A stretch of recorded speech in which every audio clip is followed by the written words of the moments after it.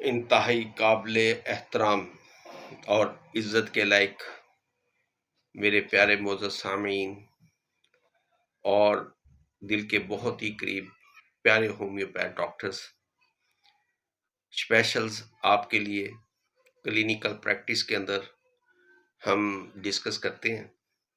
तो आज मैं जो आपके सामने डिस्कस करना चाह रहा हूँ, इसके भी कम से कम 3 से 4 हिस्से होंगे और बहुत अहम जो है टॉपिक है, वो है प्रोस्टेट गदूद। इसमें तकरीबन हमारे 40-50% नौजवान और जो 40 साल से अबव मैच्योर हमारे भाई इस उम्र में कदम रख चुके हैं, उनके लिए ये स्पेशल जो है लेक्चर्स हैं।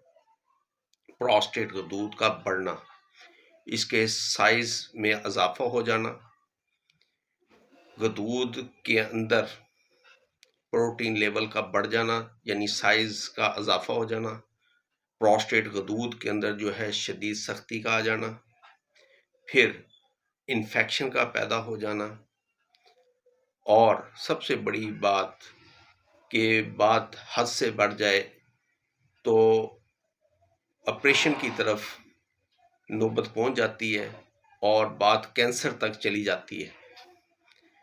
हमारे होम्योपैथिक में इब्तदाई स्टेज से लेकर आखिरी स्टेज तक अल्हम्दुलिल्लाह प्रोस्टेट गदूद के लिए बेहतरीन किस्म की मेडिसिन है और होम्योपैथ डॉक्टर्स इसकी बहुत वसी रेंज रखते हैं। घबराने की बात नहीं है, इंशाल्लाह होम्योपैथिक में लाजवाब ट्रीटमेंट मौजूद है।